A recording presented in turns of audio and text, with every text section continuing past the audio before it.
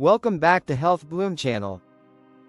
Today we're diving into one of the most controversial debates currently happening in the world of law, finance, and public policy: the rise of litigation funders, and more specifically, the controversial proposal to allow litigation funding companies to directly invest in law firms.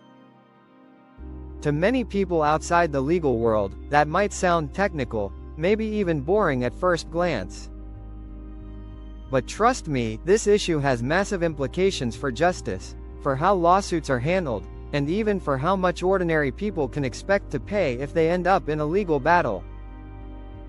Critics are already calling this idea bad policy, and if it goes through, it could reshape the way the legal system works, for better or for worse.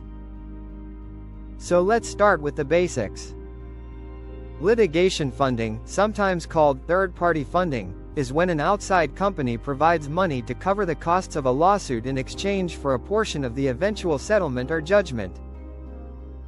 Imagine you've been wronged by a large corporation, but you don't have the money to pay for attorneys, court fees, and expert witnesses.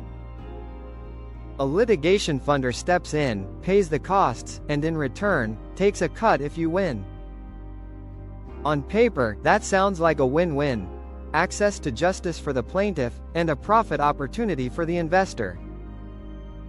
But here's where things get tricky. Traditionally, there has been a strict wall between those who finance lawsuits and the law firms themselves.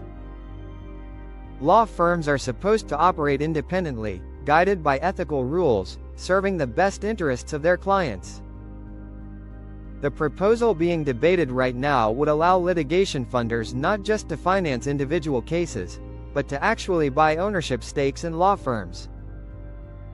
That means investors would have a seat at the table, influencing how firms operate, what cases they take, and ultimately, how justice is pursued. Critics warn that this is a very dangerous path. Why? Because it shifts the incentives. Right now, when you hire a law firm, the attorney's duty is first and foremost to you, the client. Yes, lawyers want to win, and yes, they want to get paid, but their ethical responsibility is clear: client interests come first. If investors are sitting behind the scenes, pressuring firms to maximize profits, suddenly the incentives start to change. Imagine a firm that might decline a client's case, not because it lacks merit, but because the expected payout isn't high enough to satisfy investors. Or imagine a settlement being pushed too quickly because investors want a guaranteed return rather than a long, uncertain trial. Let's take a step back and look at why this proposal is even on the table. Supporters argue that allowing direct investment will give law firms more resources, enabling them to grow, expand access to justice, and compete on a global scale. In markets like the United Kingdom and Australia, similar rules have already been loosened, and some firms argue that it has increased innovation. They say law is a business like any other, and outside capital can fuel growth. But the American legal system has always been wary of mixing profit motives with legal ethics. The American Bar Association and state bar regulators have traditionally prohibited non-lawyer ownership of firms. The reasoning is simple: lawyers must remain independent. When money and outside investors are added into the equation, independence can be compromised. Let's walk through some of the big impacts critics are worried about. First, access to justice. Proponents say this model could actually expand access, because firms would have more money to take on risky or expensive cases. But skeptics argue the opposite: that investors will pressure firms to focus only on big-ticket litigation, the kinds of cases with massive payouts, like corporate disputes or class actions against billion-dollar companies, while ignoring the smaller, everyday cases of individuals who still need help. The fear is that the pursuit of profit will push vulnerable clients to the sidelines. Second, conflicts of interest. What happens when an investor's desire for profit clashes with the best interest of a client? Let's imagine a case worth potentially $50 million if it goes to trial, but a sure settlement of $10 million is on the table. The client may want to hold out for the bigger number, because they want justice. But the investor might say, take the quick $10 million, we want our money back fast. Suddenly, the lawyer is caught between loyalty to their client and pressure from the investor who partly owns their firm. That's a recipe for ethical disaster. Third, the concentration of power. Litigation funding is already a multi-billion-dollar industry, with some of the biggest funds backed by hedge funds and private equity. Allowing them to directly invest in law firms could create a situation where a handful of giant financial players control massive parts of the legal industry. Instead of a diverse field of independent law firms, we could see consolidation, monopolization, and a focus on only the most profitable cases. Now, let's zoom out and look at the broader social implications. If litigation funding firms gain more influence, lawsuits themselves might become less about justice and more about investment strategy. Think about it. Cases could be chosen, not based on moral or social importance, but on return on investment. Imagine civil rights cases, environmental lawsuits, or labor disputes being pushed aside because they don't deliver a high enough profit margin. That's not just a hypothetical, that's a genuine fear critics are raising. On the flip side, we have to acknowledge the arguments of supporters. They point out that the legal system is already expensive, already skewed in favor of those with deep pockets.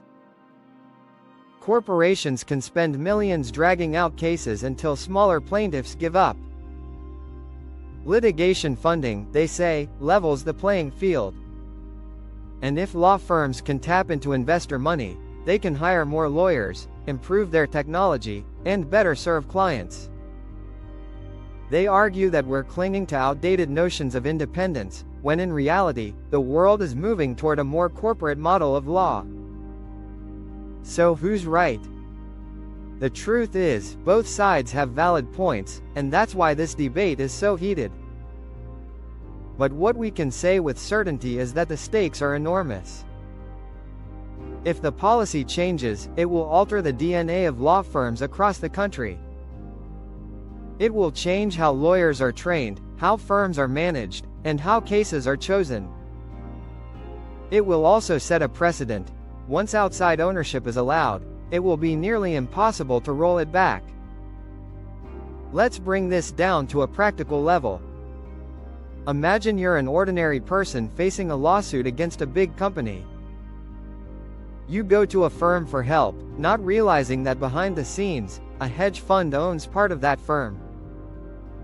Do you know where the lawyer's loyalty really lies? Will your lawyer fight for you no matter how long it takes, or will they be pressured to settle quickly so investors can cash out? This is the nightmare scenario that critics are warning about. But there's another layer: transparency. Right now, litigation funding arrangements are often confidential. Courts and opposing parties sometimes don't even know when a funder is backing a case. If those funders start owning firms, will clients even know who's pulling the strings? And if transparency isn't guaranteed, trust in the legal system could erode further.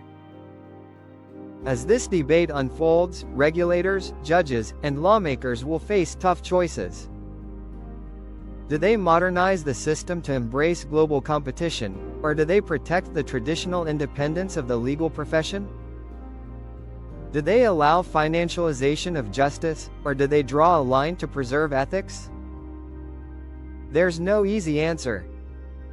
Here's what's clear: this isn't just a question for lawyers.